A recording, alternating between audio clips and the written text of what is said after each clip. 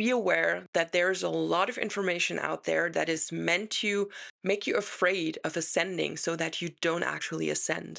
Because if your vibration is a vibration of fear, the fear of ascending to a higher vibration because you're afraid of losing something, of losing yourself, of losing your physical bodies, of not being able to take your family with you or your friends, that is actually preventing you from accessing like this beautiful higher vibrational frequency. Hello, beautiful soul, and welcome back on my YouTube channel.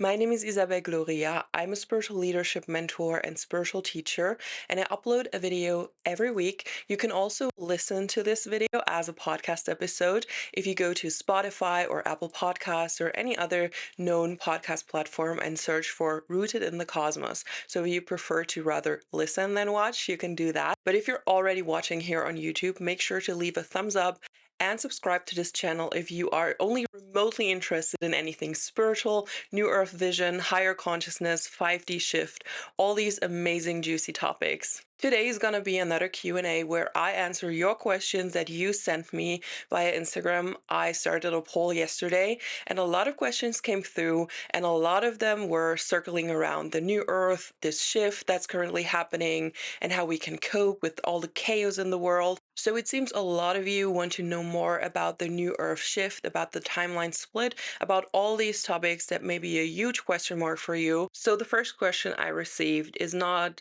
particularly around the new earth, but I think it's a very important question.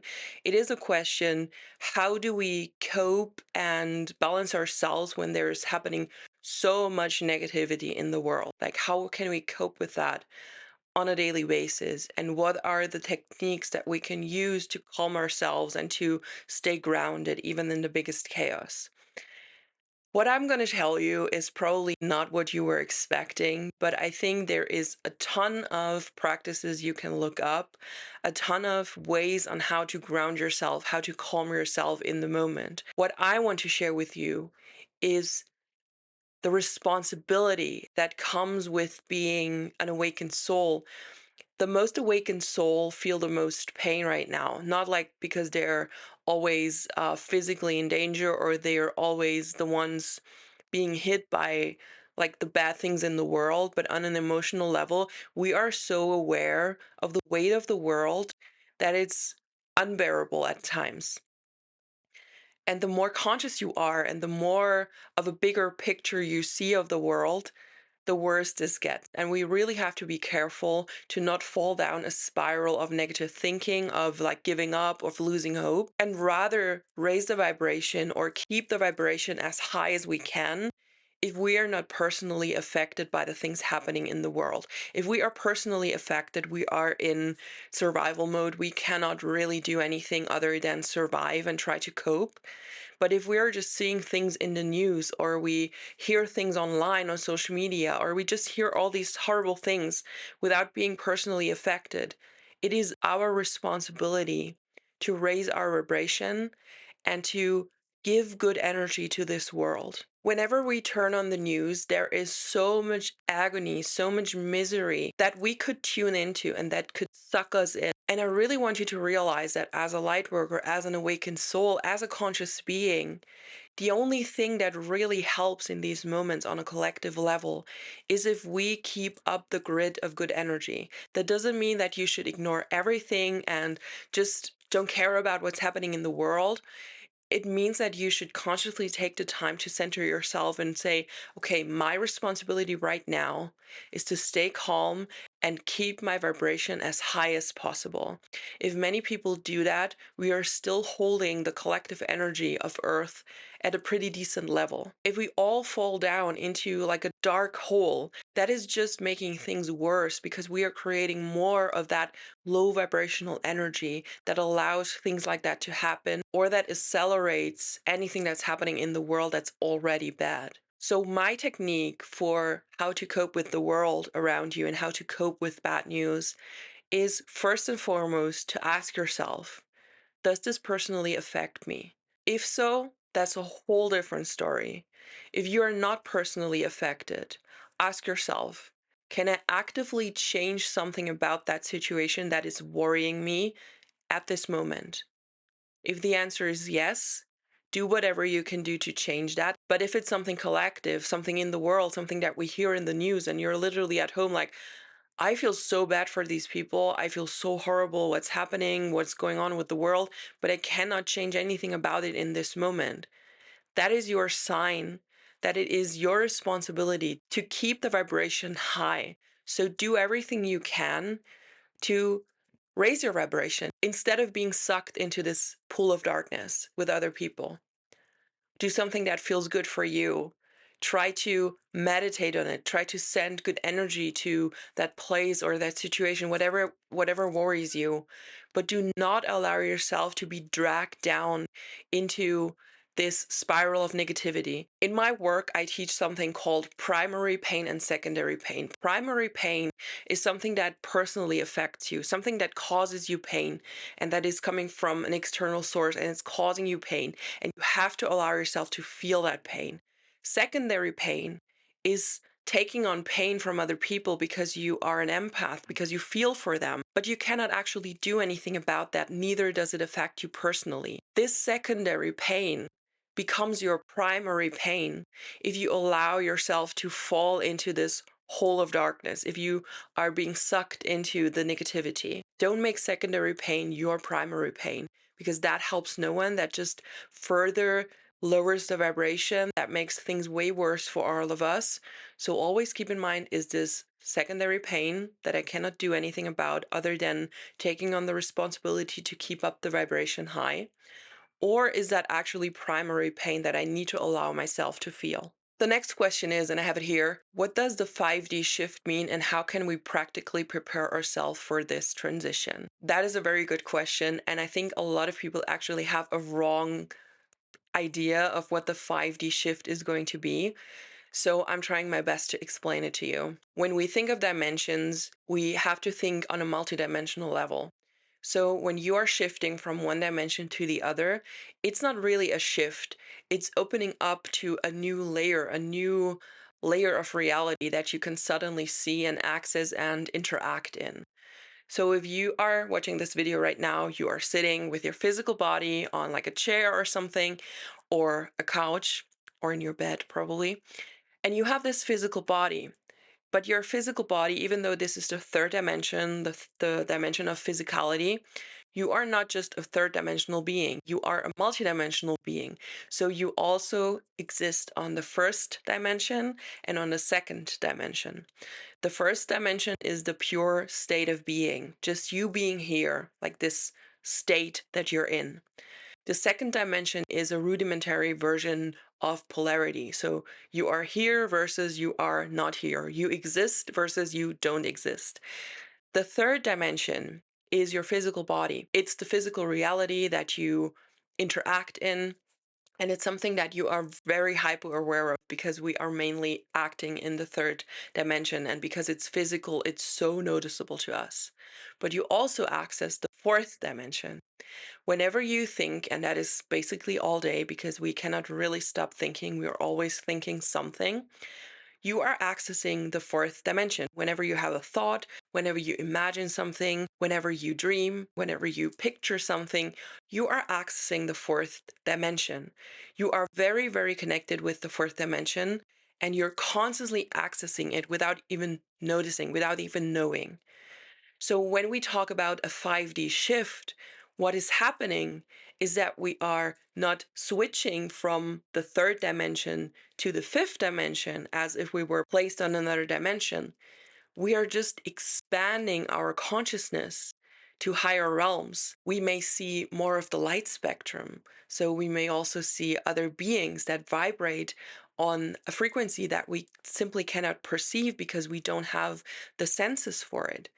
That is what we can imagine as the 5D shift. We are expanding our consciousness to a higher dimension. But that doesn't mean that all the other dimensions that we are also existing on are suddenly being knocked out and we don't access them anymore. We are multidimensional beings, and we are expanding our awareness from this physical place into the higher dimension so we can perceive them as well in this human body. I don't believe that we are going to lose our physical bodies. We most likely will get the ability to have a light body. We already have an astral body. Whenever you dream, whenever you see yourself interact in a dream, or you see yourself in first perspective in a dream, or even when you have a lucid dream and you're really aware of dreaming and like it feels really real, that is when you are actually experiencing your astral body firsthand. You are changing into your astral body. Your consciousness is being projected into your astral body so you can interact in the astral world in your dream. Whenever you're dreaming, that's not just your brain making stuff up, that's actually you interacting on the astral plane. So that body is already available to us. And just like that, we will most likely have the opportunity to use our light bodies in a similar way. The next time you hear someone talk about the 5D shift and talking about like losing our physical bodies, a rupture happening, like something really physically invasive happening, be aware that there's a lot of information out there that is meant to make you afraid of ascending so that you don't actually ascend. Because if your vibration is a vibration of fear, the fear of ascending to a higher vibration because you're afraid of losing something, of losing yourself, of losing your physical bodies, of not being able to take your family with you or your friends, that is actually preventing you from accessing like this beautiful higher vibrational frequency. So don't listen to those people. It most likely is the false light infiltrating our sacred spaces, our sacred communities.